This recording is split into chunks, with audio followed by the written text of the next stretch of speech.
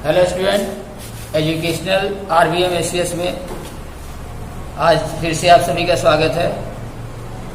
हम ईश्वर से हमेशा प्रार्थना करते हैं कि आप लोग सफलता प्राप्त करें, आपकी मनोकामना पूर्ण हो, और इसके लिए हम लगातार प्रयासरत हैं। यहाँ जो भी वीडियो बनाए जा रहे हैं वे बहुत ही निष्ठा, लगन और ध्यान से बनाए जा रहे हैं, और सभी विषय जो भी यहाँ पढ़ाया जा रहा है सभी विस्तार से पढ़ाया जा रहा है। हम आशा करते हैं कि यह आपके लिए वरदान साबित होगा, और ये सभी वीडियो यदि आपको पसंद आता है तो आप लोग इसे लाइक, शेयर और सब्सक्राइब कीजिए, और साथ ही इसे अपने दोस्तों के साथ, अपने भाइयों बहनों के साथ भी शेयर कीजिए, ताकि वे लोग भी इसका लाभ प्राप्त कर सकें। और हमारा मुख्य उद्देश्य यही है कि शिक्षा से अधिक लोग लाभ अर्जित करें। तो आगे अब हम लोग समय को ध्यान में रखते हुए अपने विषय पर चलते हैं। देखो, आज हम लोग फिर स्टार्ट करते हैं एक्सरसाइज 7.3 का पहले का क्वेश्चन नंबर 3। पहला दूसरा तो सभी लोगों को लग चुका है। तीसरा देखे क्या दिया है। तीसरे में हमें सीधे करना है कि एपी जो रेखा है यह ए और डी दोनों को समविभाजित करती है। यह जो एपी रेखा है यह कोण ए को भी समविभाजित करती है और कोण डी को भी समविभाजित करती है। यह हमें सीधे करना है, ठीक है। एपी जो रेखा है, एपी रेखा कोण ए को भी समविभाजित करती है और कोण डी को भी समविभाजित करती है। यह हमें सीधे करना है। तो देखें, पहले नंबर में हम लोग क्या सीधे किए थे। पहले नंबर में हम लोग सीधे किए थे कि त्रिभुज एबीडी, हमको मालूम है कि चूंकि त्रिभुज ए बी डी और सर्वांशम त्रिभुज हम लोग सीधे किए थे ए सी डी, यही सीधे किया गया था पहला नंबर में। पहले नंबर में हम लोग सीधे किए थे कि त्रिभुज ए बी डी और त्रिभुज ए सी डी ये दोनों क्या है, सर्वांशम, ठीक है। ये पहले में सीधे किए थे। तो अगर ये सर्वांशम होगा तो क्या होगा, ए बी के बराबर यह हमारा ए सी होगा, ठीक है, और बी डी के बराबर यह हमारा सी डी होगा, और ए डी भुजा दोनों में उभयनिष्ठ थी। तो सर्वांशम हम क्या बताए थे कि भुजा के बराबर भुजा होगा और कोण के बराबर कोण होगा। अब यहाँ पर देखें, इस कोण के बराबर, जैसे ये भुजा बराबर है तो इस भुजा के सामने वाला कोण मान लो यहाँ पर बनेगा, तो ये दोनों कोण भी क्या होंगे, इसमें बराबर होंगे। ये दोनों कोण है ना, जैसे ए बी भुजा के सामने हम लोग कोण का निर्धारण जो भुजा के सामने से करते हैं। जैसे हमने बताया था कि किसी त्रिभुज में बड़ी भुजा के सामने का कोण बड़ा होता है और किसी त्रिभुज के छोटी भुजा के सामने का कोण छोटा होता है, ये बताया गया था। तो ए बी भुजा है, इस ए बी भुजा के सामने का कोण क्या है, ए डी बी। तो ए बी भुजा और ए सी भुजा जब बड़ी है, यानी बराबर है दोनों आपस में, लेकिन ये बड़ी भुजा है इस त्रिभुज में, तो ए बी भुजा अगर ए सी भुजा के बराबर है तो इसके सामने का दोनों कोण भी आपस में समान होगा, अर्थात कोण ए डी बी और बराबर होगा कोण ए डी सी। समझ में आया। दूसरी चीज, जब बी डी भुजा सी डी भुजा के बराबर है तो बी डी के सामने वाला कोण है बी ए डी और सी डी के सामने वाला कोण है सी ए डी। ए बी दोनों आपस में क्या होंगे, बराबर होंगे। आई बात समझ में। और तीसरा कोण क्या बचा, ए डी। तो ए डी भुजा के सामने का कोण होगा ए बी डी और बराबर हो जाएगा कोण ए सी डी, इधर पर ए सी डी। समझ में आया। तो हम यहाँ लिखेंगे कि चूंकि हम लोग त्रिभुज ए बी डी सर्वांशम त्रिभुज ए सी डी यह सिद्ध कर चुके हैं पहले ही क्वेश्चन नंबर 2 में सिद्ध कर चुके। तो जब ये सिद्ध कर चुके हैं इसका मतलब कि कोण बी ए डी, कोण बी ए डी अब बराबर क्या होगा, कोण सी ए डी होगा ना। जब दोनों त्रिभुज सर्वांशम है तो हमने बताया था कि सर्वांशम कहने का मतलब है कि कोण के बराबर कोण और भुजा के बराबर भुजा, यही ना। तो इसका संगत कोण क्या होगा, इसमें क्या होगा BAD और उसका संगत हो जाएगा CAD, ये दोनों आपस में क्या होगा बराबर होगा, क्योंकि हम सर्वांशम तो पहले ही सिद्ध कर चुके हैं। तो जब सर्वांशम है तो इसका ये दोनों कोण क्या होगा बराबर, और जब दोनों कोण बराबर होगा इसका मतलब कि यह AP रेखा जो कोण A का क्या है समविभाजक। जब ये दोनों भुजा दोनों कोण बराबर हैं इसका मतलब कि AP रेखा दोनों को बीच में से होकर गुजर रही है तभी बराबर होगा। जब हम किसी रास्ते के बिल्कुल बीच में से जाएंगे तभी ना होगा कि मतलब हम बराबर बराबर दोनों तरफ होगा। तो यहाँ पर इसका मतलब क्या है कि जब BAD और CAD यदि बराबर है तो हम कह सकते हैं कि AP रेखा कोण A का समद्विभाजक है। A का क्या है समद्विभाजक है, ये तो हमने निकाले। तीसरे में उसी का दूसरे में उसी में हम लोग सिद्ध किए थे कि त्रिभुज APB, आगे हम लोग सिद्ध किए थे APB और ACB भी बराबर था ना। अब यहां देखो जब हम सिद्ध किए पहले में कि APB और ACP भी बराबर है, ये भी निकाल दिए हैं, और ABD और ACD भी बराबर है सर्वांशम है, ये भी निकाल दिए हैं। तो यहाँ पर क्या होगा कि DBP भी DCP के क्या होगा सर्वांशम होगा, ये भी दोनों त्रिभुज तो सर्वांशम होंगे। यहाँ पर DBP और DCP ये दोनों त्रिभुज क्या होंगे सर्वांशम। तो हम यहाँ पर लिखेंगे कि यहाँ पर त्रिभुज DBP और ये भी होगा सर्वांशम त्रिभुज DCP की। ए वाला त्रिभुज इसके सर्वांशम। क्यों सर्वांशम होगा, क्योंकि अभी हम लोग सिद्ध किए हैं कि APB और ACP दूसरे में सिद्ध कर चुके थे, ABP और ACP दोनों आपस में सर्वांशम, ये त्रिभुज सर्वांशम सिद्ध कर चुके हैं। तो सर्वांशम होता है जब भुजा के बराबर भुजा कोण के बराबर कोण। तो भुजा हम AB बराबर AC हो गया था, AP उभयनिष्ठ था अर्थात BP बराबर क्या था उसमें CP था।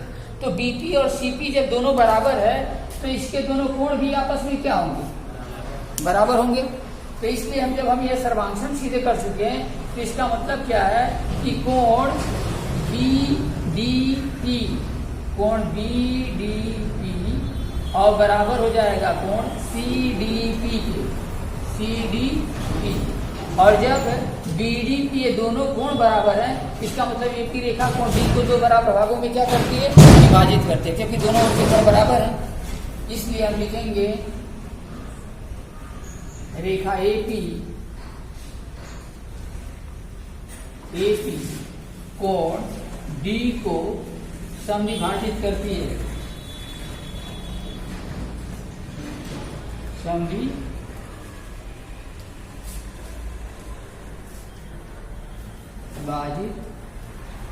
करती है। तो यहाँ हम सिद्ध किए कि AP जो है रेखा जो है कोण A को समविभाजित करती है, और यहाँ सिद्ध किए कि AP जो है कोण D को समविभाजित कर सकती है। इसलिए यहाँ लिख देंगे कि रेखा AP कोण A तथा कोण D दोनों को समविभाजित करती है।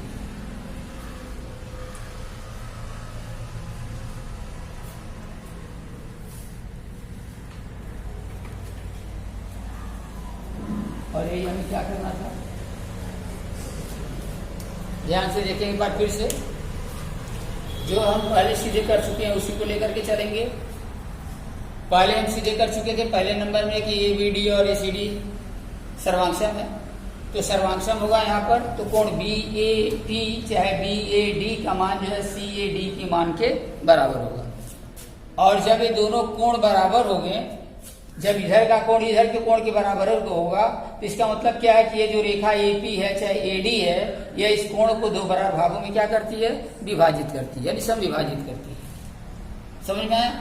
दूसरा उसी तरह से अगर हम DBP को ले लें, जैसे हम निकाल चुके हैं APB और ACP सर्वांशम है, तो इसमें डी बीपी और डी सी बीपी पी भी क्या होगा, सर्वांशम होगा।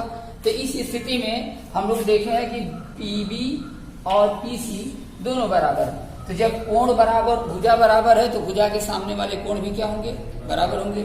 इसलिए कोण बीडीपी का मान सीडीपी के मान के बराबर होगा। इसलिए रेखा एपी जो है कोण डी को भी क्या करती है, समविभाजित करती है। तो यहाँ पर हम क्या देखें कि रेखा एपी कोण ए और कोण डी दोनों को समविभाजित करती है। समझ में आ गया? ये हम लोग सीधे कर चुके हैं। तीसरा, पहले का तीसरा सिद्ध हुआ कि रेखा एपी जो है कोण ए और कोण डी दोनों को समविभाजित करती है। अब 4 नंबर क्वेश्चन देखें, वो अभी ही प्रश्नों पर आधारित है। क्वेश्चन नंबर 4 इसी का पहले का, इसमें हमें सीधे करना है एपी रेखाखंड बीसी का लंब समविभाजक है। एपी रेखाखंड बीसी का लंब समविभाजक है, ठीक है। मतलब एपी रेखाखंड बीसी का लंब समविभाजक है, अर्थात यहाँ पर मिलेगा तो यहाँ कोण क्या होगा, 90-90 का होगा, और साथ ही इसको 2 भागों में विभाजित भी करेगा। ये हमें सीधे करना है। तो अभी तो देखो सेकेंड नंबर में हम लोग सीधे किए थे कि त्रिभुज ए बी पी और सर्वांशम हुआ था त्रिभुज ए सी पी के। यह हम सिद्ध कर चुके हैं, यह जो हम सिद्ध कर चुके हैं,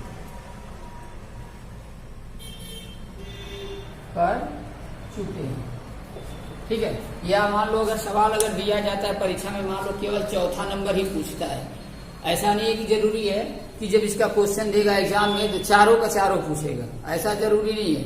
हो सकता है केवल पहला पूछे, केवल दूसरा पूछे, या इसका केवल तीसरा भी पूछ सकता है और केवल चौथा भी पूछ सकता है। आई बात समझ में?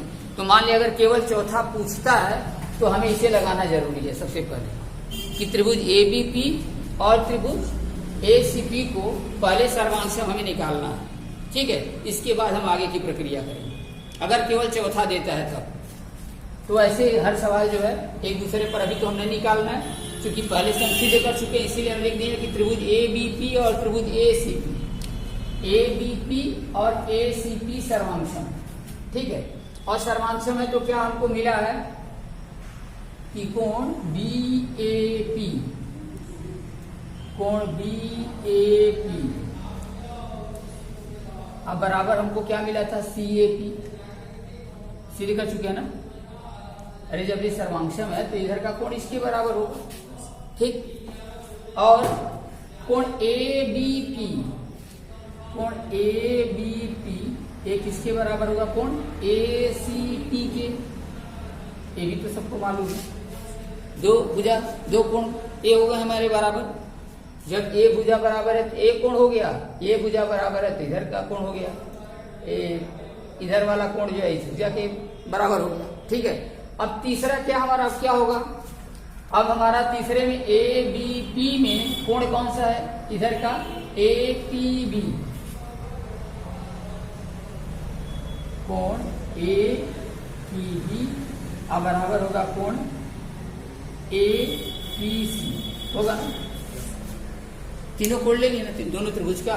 जब 2 त्रिभुज सर्वांशम है तो ये वाला कोण ए है, ये वाला कोण बी है, ये वाला कोण पी है, तो यहाँ पर कोण पी है, ठीक है। अब यहाँ हमको क्या मिल रहा है कि एपीबी और एपीसी, एपीबी और एपीसी ये दोनों आपस में क्या है, बराबर है। और साथ ही इनको एपी रेखा 2 भागों में विभाजित कर रही है, दोनों बराबर भी हैं, विभाजित कर रही है। अर्थात हमको क्या मिला कि कोण ए पी बी और कोण ए पी सी क्या है, रैखिक युग्म है, रैखिक युग्म है। इसके पहले रैखिक में बताए कि नहीं बताए हैं। रैखिक युग्म क्या बताया गया है, जब किसी एक रेखा पर ऐसे कोई रेखा काटती है, इधर के दोनों कोणों का योगफल कितना होता है, 180। ये हमने बताया है कि यहाँ पर एपीबी और एपीसी रैखिक युग्म है, अर्थात इन दोनों का कोणों का योगफल कितना होगा, 180। इसलिए कोण एपीबी और प्लस कोण ए पी सी बराबर क्या होगा 180। अब यहाँ पर क्या देख रहे हो कि A P B A P C दोनों आपस में क्या है बराबर है, तो दोनों मान लो या तो ए पी बी को ए पी बी रहने दे तो ए पी सी को बदल ए पी सी को ए पी बी में बदल दो, और नहीं तो हम ए पी बी को ही ए पी सी में बदल देते हैं, हो जाएगा ना। तो यहाँ पर अगर इसको इसी में बदल दें तो क्या होगा, कोण ए पी सी मान लो इसी को बदल दिए, अधन कोण ए पी सी बराबर क्या हुआ 180, अर्थात दो कोण ए पी सी बराबर क्या हुआ 180, अर्थात कोण ए पी सी बराबर क्या हुआ 180/2, अर्थात 2 से डिवाइड करेंगे तो 90 डिग्री। यहाँ पर क्या मिला कि कोण ए पी सी बराबर 90। तो देखो कोण ए पी सी हम क्या सिद्ध किए हैं 90, और यहाँ क्या बताया है कि ए पी सी और ए पी बी क्या है बराबर है, तो ए पी बी भी क्या हो जाएगा 90, हो गया ना बराबर। यहाँ पर क्या मिला कि अतः कोण ए पी बी बराबर कोण ए पी सी बराबर क्या हुआ 90। ठीक, ये तो हम सीधे कर चुके। अब ये दोनों 90-90 है, और जब यहाँ पर ए पी बी और ए सी पी बराबर हैं, A B P A C P बराबर हैं, तो हम तो पहले सीधे कर चुके हैं कि बी पी और पी सी भी आपस में क्या होंगे बराबर होंगे। जब दोनों त्रिभुज सर्वांगसम है तो ए भुजा ए बी भुजा ए सी के बराबर, ए पी उभयनिष्ठ है, तो यहाँ पर बी पी और पी सी आपस में क्या होंगे बराबर है, अर्थात ये दोनों बराबर भी हैं। और यहाँ पर बना हुआ कोण क्या है 90-90 का है, इसका मतलब कि ए की रेखा जो बीसी का क्या है लंब समद्विभाजक, लंब भी हो गई, लंब हो गई तभी तो 90-90 आया। अब बराबर इसको दोनों भागों को कर दिया, इसका मतलब क्या है उसको समद्विभाजक भी है, ठीक है। इसलिए हमको अंत में लिख देना है, इसलिए रेखा ए पी बी सी का लंब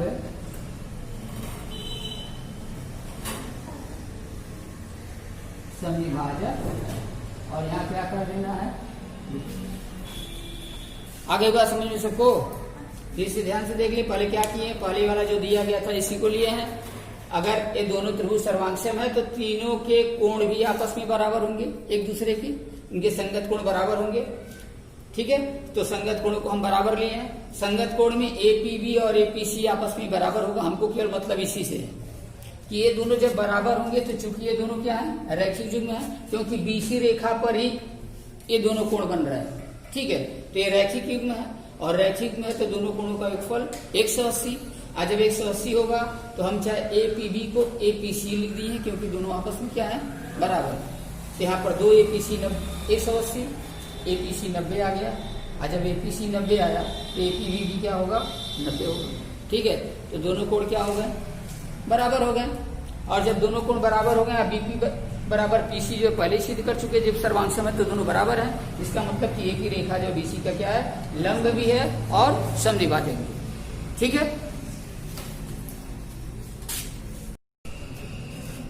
क्वेश्चन नंबर 4 आ गया सबको समझ में।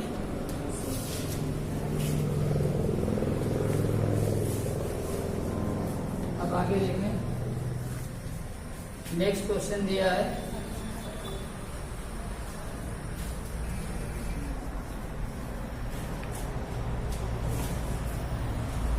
Question number 2।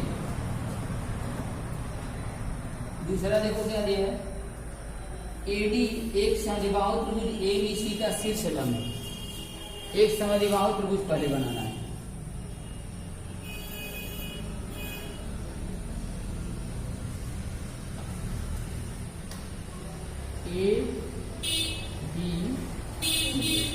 एबीसी क्या है समद्विबाहु त्रिभुज है, इसकी दो भुजाएं आपस में समान है। कौन कौन सी भुजाएं हैं, ए बी बराबर ए सी, ये दिया गया है, ठीक है।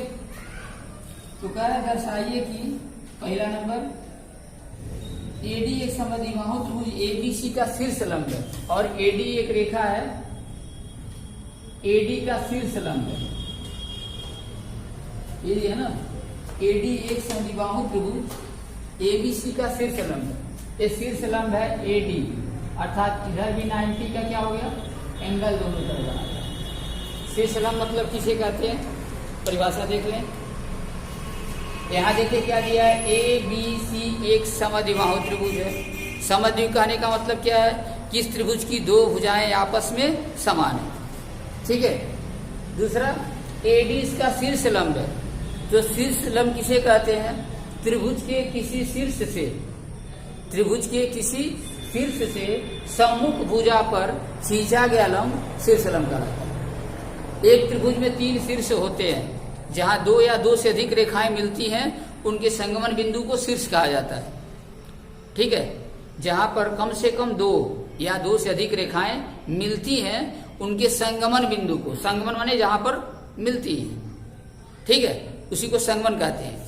तो जहां पर 2 या 2 से अधिक रेखाएं मिलती है उनके संगमन बिंदु को शीर्ष कहते हैं। तो त्रिभुज में देखो कितने शीर्ष हैं, ए बी सी, क्योंकि ए बी ए और सी ए पर मिलता है, ए बी सी बी पर मिलता है, बी सी ए सी पर मिलता है, ठीक है। 2 रेखाएं एक जगह मिल रही है। तो ए बी सी और सी, ए बी और सी 3 शीर्ष लंब है, 3 शीर्ष है। और तीनों शीर्ष से हम चाहे तो कितने शीर्ष लंब खींच सकते हैं, 3 शीर्ष लंब खींच सकते हैं। लेकिन यहाँ पर केवल दिया गया है कि ए बी सी में केवल एडी शीर्ष लंब है, ठीक है। तो शीर्ष लंब का काम क्या है, कि शीर्ष से सामने वाली भुजा पर डाला गया लंब शीर्ष लंब कहलाता है, शीर्ष से सम्मुख भुजा पर। ये तो सबको मालूम हो गया। हमें दिखाना है कि एडी रेखाखंड बीसी को समविभाजित करता है। तो हमको बताना है कि एडी जो रेखा है ये बीसी को 2 बराबर भागों में क्या करता है, विभाजित करता है। और दूसरा बताना है कि एडी कोण ए को भी 2 भागों में विभाजित करना है। हमको सीधी करना है कि यहाँ पर बीडी और एडीसी दोनों बराबर है, ठीक। और क्या सीधी करना है, ये दोनों बराबर दिया है, इधर का जितना बड़ा हमारा बीडी होगा उतना बड़ा डीसी है। आइए भी हमको सीधे करना है कि जितने का यह कोण होगा यहाँ पर उतना ही कोण इधर वाला भी होगा, अर्थात कोण बी ए डी और कोण सी ए डी भी आपस में क्या होगा, बराबर होगा। यानी एडी रेखा जो है कोण ए को क्या करता है, समविभाजित करता है। यह हमें सीधे करना है। आगे बात समझ में। अब यहाँ पर देखें क्या करते हैं। सबसे पहले यहाँ देखें जो दिया है उसको लिख लेते हैं। चूंकि ए बी सी ए समद्विबाहु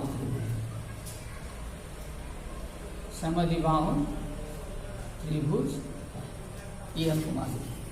अब ए बी सी समद्विबाहु त्रिभुज है तो इसमें कौन सी भुजा बराबर है, ए बी बराबर ए सी, ये दिया गया है, ठीक है। एक चीज तो मालूम है। अब क्या मालूम है कि चूंकि शीर्ष लंब एडी है, शीर्ष लंब क्या है इसका, एडी है, एडी है। इसका मतलब क्या है कि कोण एडीबी, कोण एडीबी और बराबर होगा कोण एडीसी, एडीसी, और इन दोनों का मान क्या होगा, 90। शीर्ष लंब यानी सामने वाली भुजा से सम्मुख भुजा पर, सामने वाले शीर्ष से सम्मुख भुजा पर डाला गया लंब। अब हम क्या करते हैं, हम ले लेते हैं कि त्रिभुज A B D, A B D तथा उधर का त्रिभुज क्या होगा, ए सी डी, ए सी डी। देखें दोनों त्रिभुज ले लिए, एबीडी और एसीडी। अब इसमें हमको सर्वांशम सीधे करना है। तो सर्वांशम में देखिए क्या होगा, ए बी बराबर ए सी दिया गया है ना। ए बी बराबर ए सी क्या है, यहाँ लिख सकते हैं, दिया है, यहाँ दिया है पहले, ठीक है, इन दोनों त्रिभुजों में। और क्या दिया है, कोण एडीबी और कोण एडीसी बराबर है, देखो ये भी दिया है, कोण एडीबी अब बराबर है कोण एडीसी, बराबर क्या है 90। ये भी क्या है दिया है, ये तो दो चीज बराबर होगा। और एडी उभयनिष्ठ है, एडी क्या है, उभयनिष्ठ है।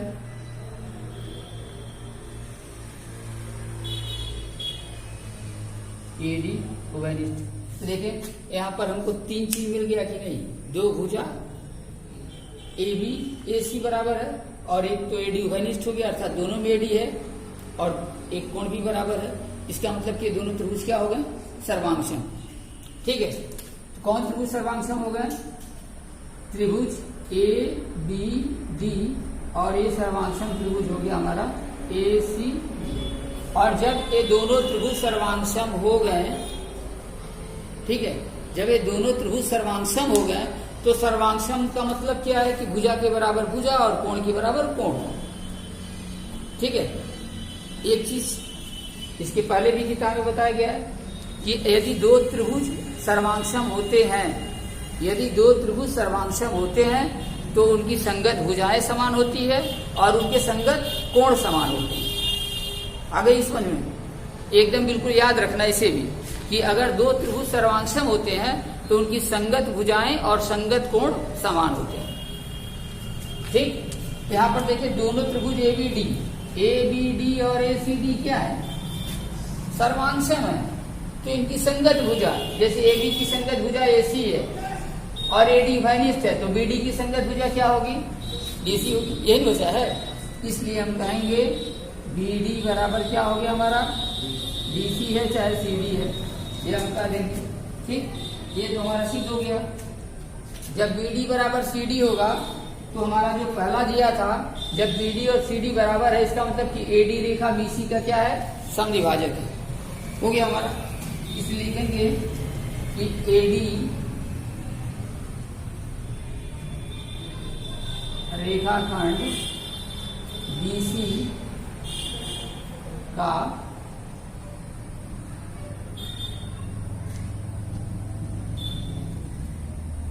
समद्विभाजक, ये हमारा यह समद्विभाजित करता है, ये हमारा पहला सिद्ध हो गया। अब दूसरा देखो दिया है कि एडी जो है कोणीय को समद्विभाजित करता है। ठीक है, एडी कोणीय को समद्विभाजित करता है। यहाँ क्या करेंगे, जब ये दोनों सर्वांगसम है तो यहाँ पर एडी रेखाखंड बीसी को समद्विभाजित करता है। हम अभी बताए हैं कि दो त्रिभुज सर्वांगसम होते हैं तो संगत भुजाएं और संगत कोण समान होते हैं, तो संगत भुजा बराबर हो गई तो ये समद्विभाजक हो गया। अब संगत कोण क्या है, ये भुजा है, ये भुजा संगत भुजा है, इसकी भुजा संगत है और ये संगत भुजा है। उसी तरह से संगत कोण लेंगे तो बी का संगत कोण क्या है, सी है, और ये तो दोनों संगत कोण है ही, दोनों 90-90 आ गया। इसका मतलब कि कोण बी ए डी बराबर कोण क्या होगा, सी ए डी।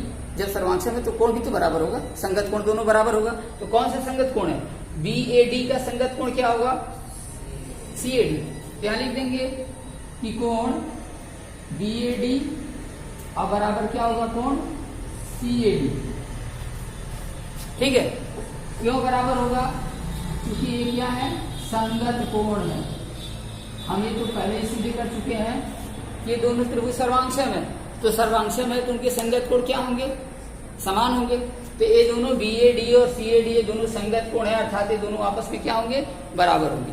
ठीक है, आज जब बराबर होंगे तो इसका मतलब कि ए डी क्या है, कोण ए का समद्विभाजक है, इसलिए लिख देंगे। दूसरा नंबर जो दिया है कि रेखा ए डी, अच्छा सिलसिला में ए डी जो है, रेखा ए डी कोण ए को क्या करता है, समद्विभाजित करता है, समद्विभाजित करता। यहाँ भी क्या कर देंगे, ये भी प्रूफ हो गया हमारा।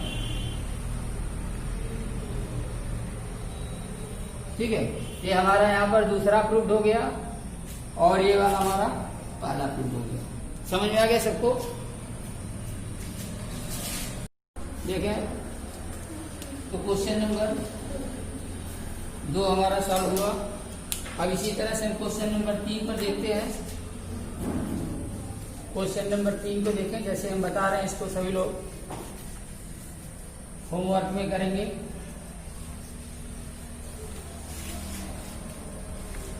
थर्ड नंबर क्वेश्चन ध्यान से देखें क्या दिया है। थर्ड नंबर में दिया है एक त्रिभुज एबीसी की दो भुजाएं AB और BC। एक त्रिभुज एबीसी की दो भुजा AB और BC और माध्यिका AM। एक त्रिभुज एबीसी है, ठीक है। ऐसे एक त्रिभुज बना है,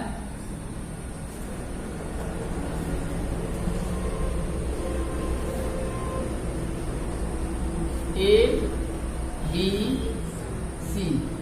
और ये माध्यिका है AM, ठीक है। दूसरे त्रिभुज की भुजा PQR और माध्यिका PN के बराबर है। अब दूसरा एक त्रिभुज इसी तरह से है,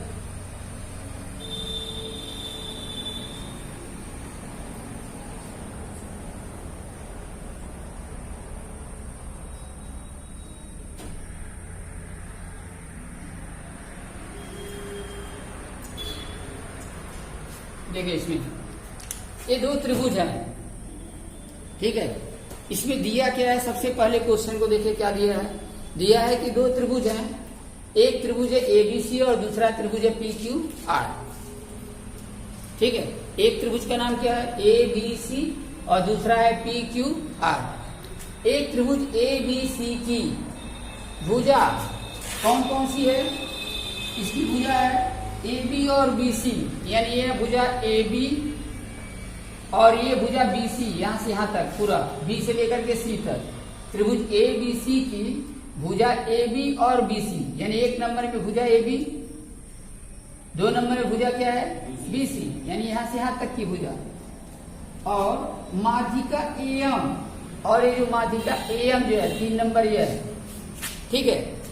क्या दिया है, क्रमशः माने बारी बारी से एक दूसरे त्रिभुज की भुजा PQ, एक नंबर या दो नंबर भुजा QR, यहां से यहां तक की भुजा, ये दूसरा नंबर है।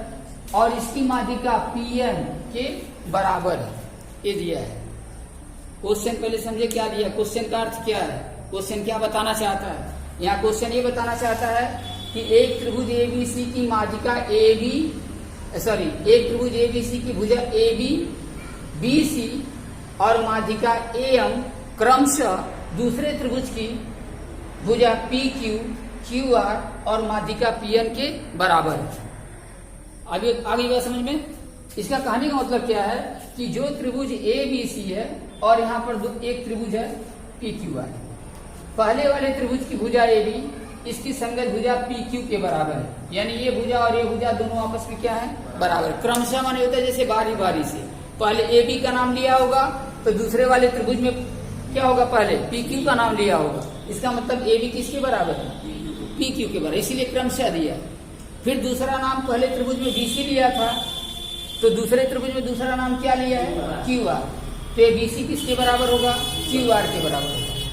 और तीसरे में क्या है, पहले त्रिभुज में माध्यिका AM दिया है तो दूसरे त्रिभुज की माध्यिका PN के बराबर होगा, अर्थात यह AM और यह PN दोनों आपस में बराबर है।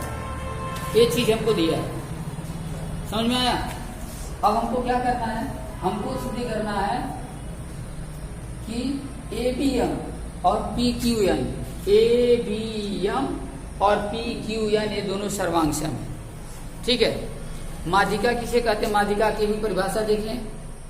किसी त्रिभुज के शीर्ष से सम्मुख भुजा के मध्य बिंदु को मिलाने वाली रेखा तो माध्यिका कहलाती है।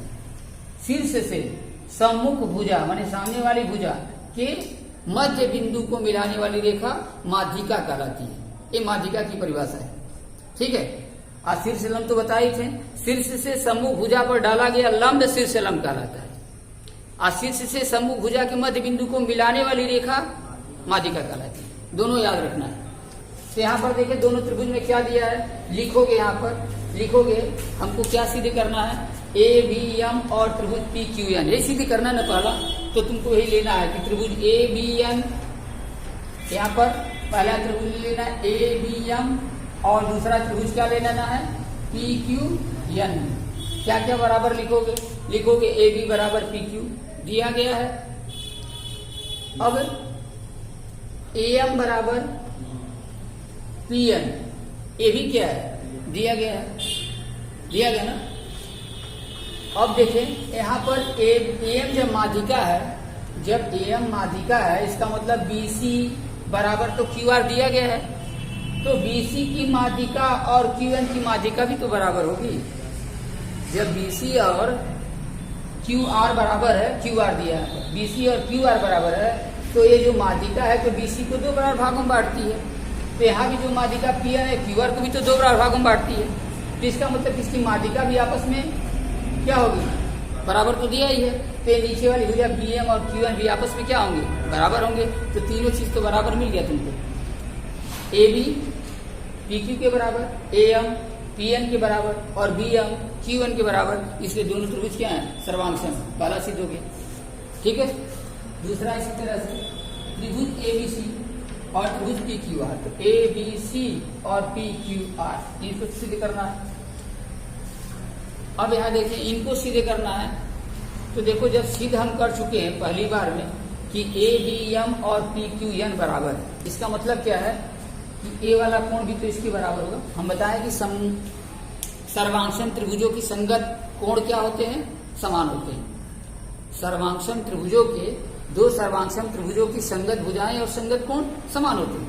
यहाँ पर अगर संगत कोण लेंगे तो B का संगत कोण क्या है, Q, ये दोनों आपस में क्या होगा, बराबर होगा, मालूम है ना। अब हम दोनों त्रिभुजों को अगर ले लें ABC और PQR में, तो क्या बराबर हुआ, AB बराबर PQ बराबर है, दूसरा BC बराबर QR बराबर है, और तीसरा हम जब ये दोनों सर्वांगसम सिद्ध किए हैं तो हम कहें कि संगत कोण बराबर है, अर्थात कोण ABC बराबर कोण PQR। 3 चीज मिल गया ना हमको, ठीक है। अब तीनों मिल गया तो इसका मतलब कि ये दोनों त्रिभुज ABC और PQR ये दोनों क्या है, सर्वांगसम, सिद्ध हो गया हमारा। आ गई बात समझ में। तो ऐसे तीसरा देखेंगे, चौथा नंबर भी थोड़ा सा हिंट्स ले लें। इसमें क्या दिया है, BE और CF एक त्रिभुज ABC के 2 बराबर शीर्षलंब है। एक त्रिभुज ABC, कोई त्रिभुज ABC खींचना है,